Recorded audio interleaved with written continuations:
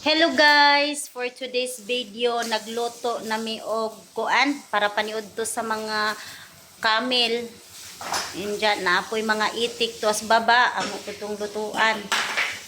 Ah, ang amo adayng menu karon is kuan kanang charan luto na siya. Ano po to? Kanang Mexican rice. So, Mexican, social kayong mga camel, Mexican rice ang kaunon. Kani, para itik. Social po dang itik, kay tinunuan. Unya, nagluto po ni rice, para po ni kuan, unsa man na siyang lahi, mukaon ani eh. Brown rice man siya. Yan, napod mi white rice. Pailin-ilin lang mi kung anong gusto naming kainin. Nya among dishwasher, murag hapit na sad na siya mo retire. Gikapoy na sige gugas. Gikapoy ka na te? Ay di pa daw. Laban pa? Laban pa para sa quiet dinner. O ito yung steak, kay protein ang kailangan ng amo ko. O lutuan niya ng steak. Yan. 10 years in service na ni guys. 10 years or 12 years in service? 14 years. Ay, 14 years in service na dahil ni mo nang mikos-mikos na lang na siya magluto. Wala na tilaw-tilaw. Diretso, butang asin. Unsa pa na din ha. Tansyado na niya lahat. Eh, wag mo na mag-retire. Saka na mag-retire pag ano na, mga may mahanap na silang kapalit sa'yo.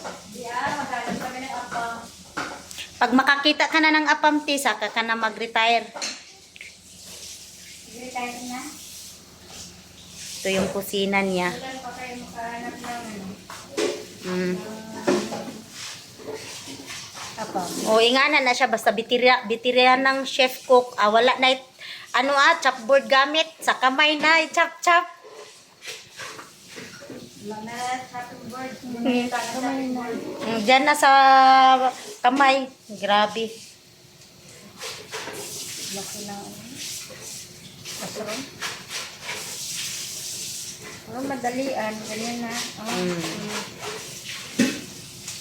Hindi naman pambenta to.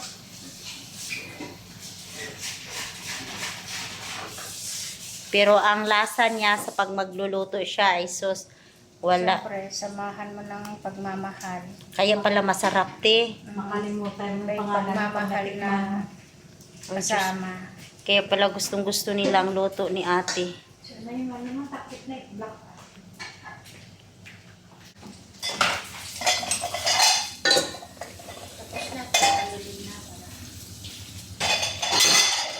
Kani siya ang sa Mexican ni rice. Kani siya ang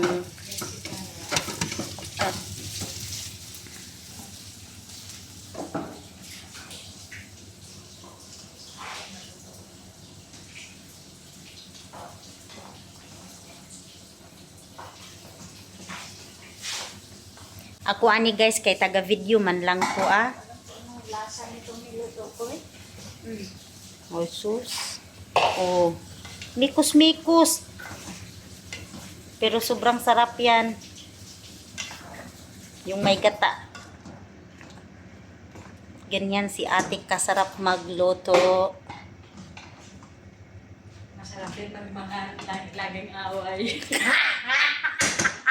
Ano mangibukin din?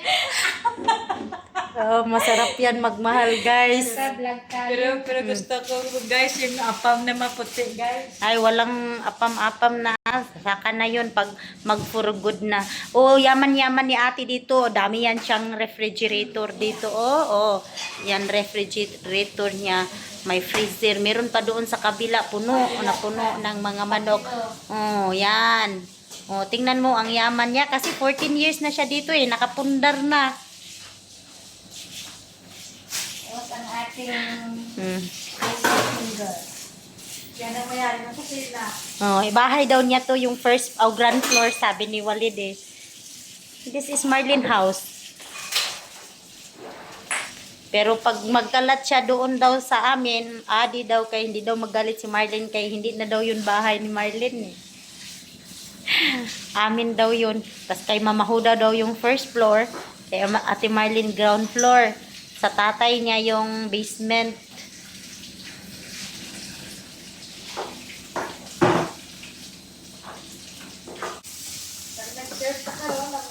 Ang mushroom. Pero kaning amuang chef cook guys sa puto na.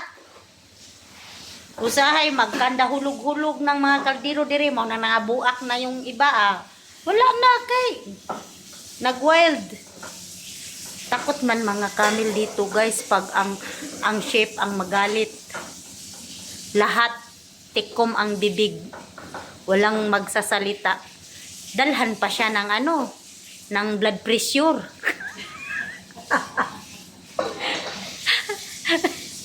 At dan ni sir blood pressure. Alam nila na high blood na. Kaya sabi ko, si sir mo naghat. Hindi na lang hindi siya na yung blood pressure. Tatawa sana ako. Ako din dinalan. Marlene, sorry. Kay high blood yata to. Kaya alangan pagbintangan man nabasag. Da. Ay, men. Oh, almost done na. Oh, done na din yan. Ganyan lang.